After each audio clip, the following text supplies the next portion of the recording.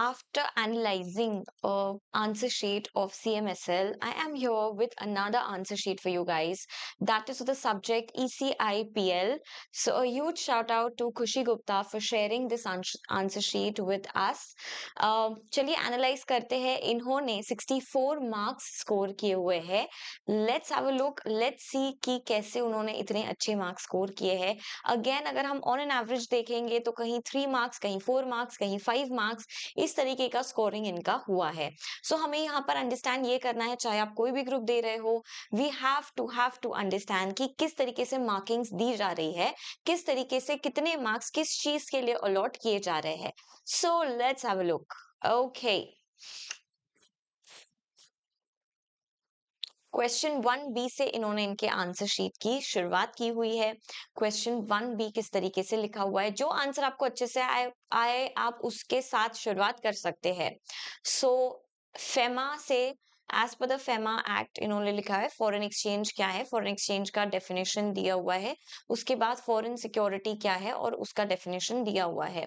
अच्छा, अब यहाँ पर आप उनका तरीका देखोगे लिखने का. पहले फॉरेन एक्सचेंज दिया है, उसके बाद एक लाइन छोड़कर फिर फॉरेन सिक्योरिटीज दिया हुआ है. So because she is a student, I have told this multiple times in a mentorship sessions also. एक लाइन छोड़कर फिर दूसरा जो आपका कॉन्सेप्ट है वो लिखना है. इंपॉर्टेंट चीजों को अंडरलाइन भी करना है. और ये देखिए बहुत ही अच्छी तरीके से इन्होंने हाइफन देकर सारे के सारे कि क्या क्या फॉरेन सिक्योरिटी में इंक्लूड हो जाता है वो बताया हुआ है. ओके, हर एक फ्रेश क्वेश्चन फ्रेश पेज से शुरुआत करना है. 1 सी देखते हैं. यहाँ पर इन्होंने सेक्शन नंबर भी कोट किया है. अब यहाँ आप देख सकते हैं कि इनका हैंडराइटिंग भी वैसे ही अच्छा है. बट जब अगर आपका हैंडराइटिंग अच्छा नहीं भी है, लेकिन अगर आप थोड़े अच्छे से लिखते हो, नीटली लिखते हो, तो एग्जाम चेकर को मतलब थोड़ा अच्छा हो जाता है चेक करने के लिए. Pursuant to section 3(1) of the foreign contribution regulation act, ये ऑर्गेनाइजेशन या इंडिविजुअल डिबेड है from doing receiving foreign contribution. So यहाँ पर इन्होंने बताया हुआ है कौन कौन, और इनको 4 मार्क्स मिले हुए हैं बिकॉज इट्स फेयर इनफ. मतलब इतने सारे पॉइंट्स लिखे हैं. जब आप एक एक लाइन छोड़कर पॉइंट लिखते हो ना, ऐसा बड़ा मतलब पूरा थोड़ा आंसर का जो ये है वो भी लंबा हो जाता है. अगर आप एक एक लाइन छोड़कर नहीं लिखते थे, इतने में आंसर खत्म हो चुका रहता था. बोथ आर फाइन, बट इससे थोड़ा क्लीन दिखता है paper. Next 1 D question. As per the prescribe section, अगर कभी भी आपको कोई सेक्शन नंबर ना आए, हम किस तरीके से लिखेंगे, एज पर प्रिस्क्राइब्ड सेक्शन या फिर as per the relevant provisions of this act, ऐसा करके हम लिख सकते हैं. फंक्शंस ऑफ डेवलपमेंट कमिश्नर लिखा हुआ है, क्या क्या इनके फंक्शंस है, स्टार करके या बोल्ड पॉइंट्स में या फिर ऐसे नंबरिंग देकर किसी भी तरीके से आप ये लिख सकते हैं पॉइंटर्स. अच्छा, पॉइंटर्स को एक्सप्लेन करना है. यहाँ पर अगर आपने कोई पॉइंट हेड सब पॉइंट दिया है, उसके नीचे भी आप आपका वो सब पॉइंट को एक लाइन में तो भी एक्सप्लेन करिएगा ही, बिकॉज उससे थोड़ा अच्छा लगता है. जहां दिया हुआ है वहीं पर एक्सप्लेन करिएगा, खुद के मन से नहीं लिखना है. ठीक है, चलिए.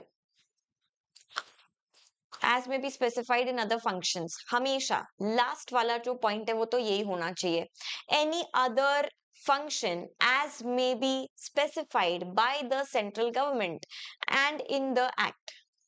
तो एक पॉइंट भी हमारा बढ़ जाता है, एक पॉइंट कम भी लिखना पड़ता है. अब इनको पता था कि इनको 4 ही पॉइंट्स आते हैं, 5th पॉइंट तो मतलब कॉमन ही रहता है, तो इन्होंने इसीलिए ये स्टार्स का यूज किया है. लेकिन यूजुअली हम लोग स्टार्स अवॉइड करेंगे.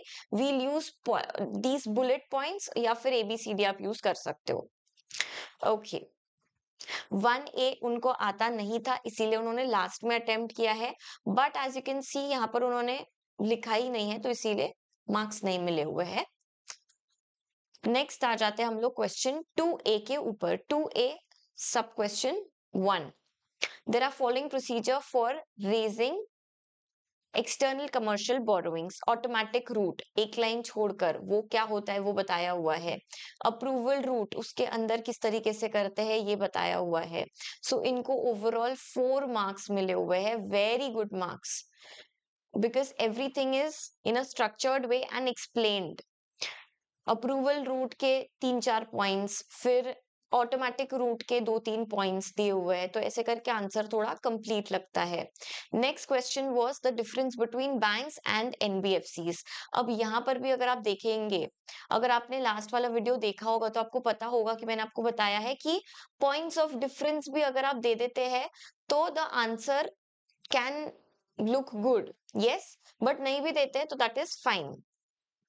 लेकिन जो पॉइंट ऑफ डिफरेंस है वो जब अगर आप अंडरलाइन करते हैं तो उससे थोड़ा और अच्छा हो जाता है एग्जाम चेकर के लिए कि shall have a deposit insurance, shall not have any insurance facilities, इससे डिफरेंस बिटवीन इजी हो जाता है। इनको मिले हैं 4 मार्क्स। सपोज यहाँ पर तो इन्होंने सिर्फ डिफरेंस बिटवीन बताया है, अगर कोई ऐसे भी पॉइंट्स है जो आप ऐड करना चाहते हैं तो इसके बाद ये जब आपका डिफरेंस बिटवीन हो गया, नेक्स्ट पेज पे आप वो पॉइंटर्स अलग से लिख सकते हैं।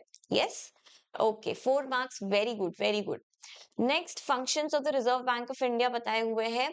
इन्होंने यहाँ पर एक लाइन में ही सारे के सारे फंक्शंस लिख दिए हुए हैं। ये देखिए, ये ना हाइफन करके जब हम लिखते हैं ना तो बढ़िया जो एग्जाम चेकर है उसको पता नहीं चलता है कि 4 लिखे, 5 लिखे, 10 लिखे, कितने लिखे। So very nice. ओके, सो हम या तो बुलेट पॉइंट्स यूज करेंगे या फिर ऐसे हाइफन्स यूज कर सकते हैं। 4 मार्क्स स्कोर किए हैं। अगर यहाँ पर भी एक एक लाइन छोड़कर आप लिखते तो बहुत अच्छा आंसर दिखता। Okay, next is question 2-5। अच्छा, आप बोलोगे दीदी आप एक लाइन छोड़ के लिखते अच्छा आंसर दिखता। जो खुशी है उसका ऑलरेडी हो चुका है, मतलब she is in CS professional now, तो ये आपके लिए टिप है, ठीक है ना। नहीं तो आप बोलोगे दीदी अभी आप उनको बोल रहे हो, उनका तो पेपर क्लियर हो चुका है।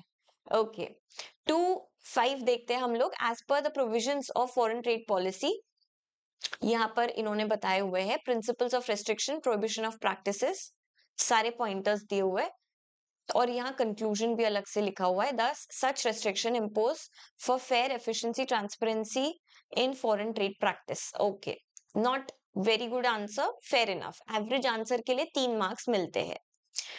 Next question is about predatory price, और उन्होंने इसको एक्सप्लेन किया हुआ है। अगेन 3 मार्क्स मिले हैं बिकॉज फेयर इनफ, सारे पॉइंट्स यहाँ कवर्ड नहीं हो गए इसीलिए।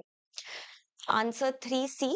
3C में अगेन आपको बताना था about the section 18 of the competition act states the duties of competition commission. यहाँ पे काफी सारी ड्यूटीज बताई हुई है, लेकिन फिर भी सेटिस्फैक्टरी नहीं होगा, इसीलिए शायद 3 मार्क्स दिए गए हैं।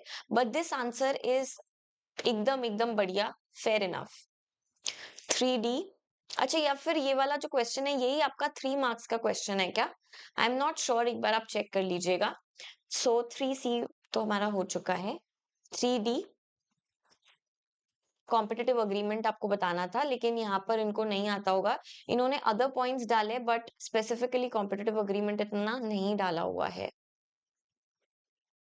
ओके, अप्रिशिएबल एडवर्स इफेक्ट बताया हुआ है, ये सारी अग्रीमेंट्स वॉइड होती है। बिड रिगिंग क्या होता है ये बताया हुआ है। ओके, सो यहाँ पर 2 मार्क्स दिए गए हैं, इसके लिए 0 है। Okay, 3E। हाँ जी, ये ना 3 मार्क्स वाले क्वेश्चंस होंगे बिकॉज 3E आ गया तो इससे समझ में आ जाता है। These are 3 marks each question. Pursuant to section, ये देखिए जैसे आप देख सकते हैं यहाँ पर सेक्शन भी कोट किया हुआ है। CCI shall impose this as may be prescribed or specified in the compensation, 1 mark दिया हुआ है। 4A पे आ जाते हैं। 4A अगेन 4 मार्क्स या 5 मार्क्स के लिए होगा। Let's have a look. So CPC के हिसाब से जो हमारे प्रोसीजर होता है कि summoning and enforcing, examination on oath, reviewing, ये सारे पॉइंटर्स दिए हुए हैं। 4B अगर हम देखते हैं कंपटीशन एक्ट का, तो यहाँ हमें पता चलता है कि क्या क्या पेनल्टी होनी चाहिए। एवरेज आंसर्स है बट इनको मार्क्स जरूर दिए गए हैं। एवरेज भी लिखा हो तो भी मार्क्स एड अप हो जाते हैं, तो इसीलिए कोई भी क्वेश्चन छोड़कर मत जाइएगा। Section 3 of the prevention of money laundering act, यहाँ पर उन्होंने मनी लॉन्ड्रिंग को डिफाइन किया हुआ है, उसको एक्सप्लेन किया गया है। साथ ही में उनको बताया हुआ है कि पनिशमेंट क्या है for the offence of money laundering. Very nicely written, 3 marks दिए गए हैं। ओके, 6D क्वेश्चन पे आ जाते हैं हम लोग। तो इन्होंने सारे क्वेश्चंस अटेम्प्ट नहीं किए हुए हैं। क्वेश्चन 5th मुझे कहीं नहीं दिखा है, शायद आगे आएगा। Let's see. 6D legal metrology act का क्वेश्चन होगा।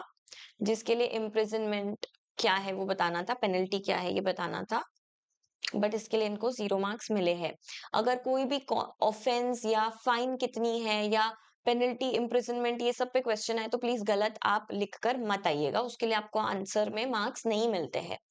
ओके, सो बेनामी ट्रांजैक्शन का क्वेश्चन है, उन्होंने डिफाइन किया हुआ है और प्रोविजंस बताए हुए हैं। यहाँ पर अगर वो पॉइंट वाइज में आंसर लिखते तो और ज्यादा बेटर होता था। 2 मार्क्स दिए गए हैं।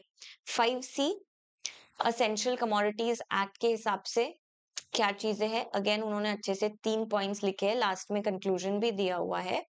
2 मार्क्स दिए गए हैं। ये 2A को है, ये 5C। ओके, इसके बाद 5A वाले क्वेश्चन पे 2 मार्क्स दिए गए हैं। ओके, यहाँ पर भी उन्होंने अच्छे से बताया हुआ है कंज्यूमर प्रोटेक्शन एक्ट में डिस्ट्रिक्ट कंज्यूमर फोरम क्या होता है, उसका ज्यूरिसडिक्शन क्या है, अदर ज्यूरिसडिक्शन क्या है, बिकॉज इसमें आपको पेक्यूनरी लिमिट अलग दी हुई है, बाकी लिमिट अलग दी हुई है। फिर उसके बाद अगर आप थोड़ा कंक्लूजन और ऐड कर देते और अच्छा आंसर दिखेगा। यस, 5D प्रोविजन लिखा हुआ है, ये देखिए यहाँ पर प्रोविजन अलग से, फैक्ट अलग से, कंक्लूजन अलग से, ये वाला पैटर्न आप फॉलो कर सकते हैं। अदरवाइज आप डायरेक्टली भी आंसर लिख सकते हैं, लेकिन जब कंक्लूजन दे तो फिर हेडिंग दे कंक्लूजन की, फैक्ट्स की देना दे चलता है या प्रोविजन की देना दे चलता है।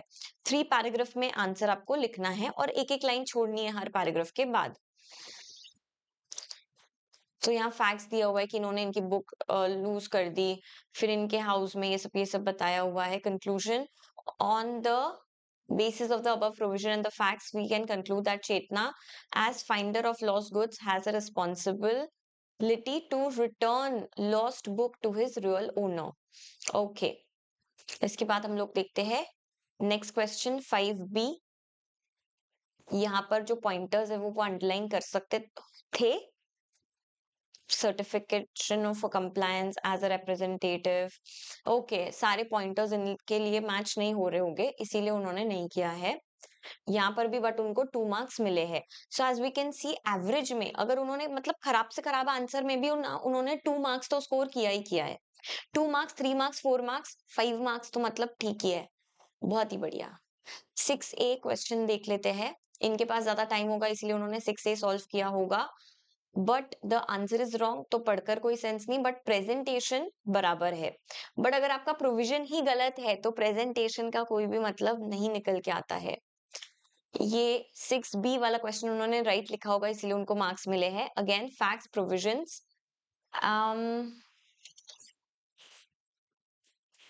फैक्ट्स देखते हैं। A house was jointly owned by Ashish and Jeena. It was sold to Bimal by Ashish, who was in sole possession of the house for the purpose of selling the house with consent of Jeena. After sale, Jeena did not approve. ये facts उन्होंने बताए हैं। फिर उसके बाद उन्होंने provision बताए हैं और लास्ट में conclusion. So as per the provision of sale of good act, ये वाला उन्होंने क्या कहते हैं तो मैक्सिम बताया हुआ है। लास्ट में कंक्लूजन दिया हुआ है not valid. Yes, okay, 3 marks इसके ऊपर मिले हुए हैं। सो ऑन एन एवरेज अगर हम देखें तो इस तरीके से हमें हमारे जो आंसर्स है वो बनाने हैं कि जिससे नहीं तो भी हमें 2 से 3 मार्क तो भी मिल सके। यस, अच्छा, अगर आपके पास टाइम ज्यादा हो जाता है तो फिर आप और क्वेश्चंस सॉल्व कर सकते हैं, एक्स्ट्रा के क्वेश्चंस भी सॉल्व कर सकते हैं, बट पहले आप ये फोकस कीजिएगा कि जो आपको अच्छे से आंसर आता है उसी क्वेश्चन से आप शुरुआत करें। सपोज अगर आप क्वेश्चन फर्स्ट से शुरुआत कर रहे हैं, ABCD ऐसे ही लाइन से जाने दीजिए, फिर उसके बाद अगर आपको क्वेश्चन फिफ्थ सॉल्व करना है, क्वेश्चन फिफ्थ का ABCD सीक्वेंस में हमें सॉल्व करना है। राइट एवरीवन, चलिए ठीक है, आई होप इससे भी आपको आइडिया मिली होगी। अगर आपको चाहिए कि मैं और ऐसे वीडियोस बनाऊं तो please do comment and do let me know कि नेक्स्ट वीडियो आपको किस पे चाहिए। Thank you so much, bye bye, take care, आओ, सी यू।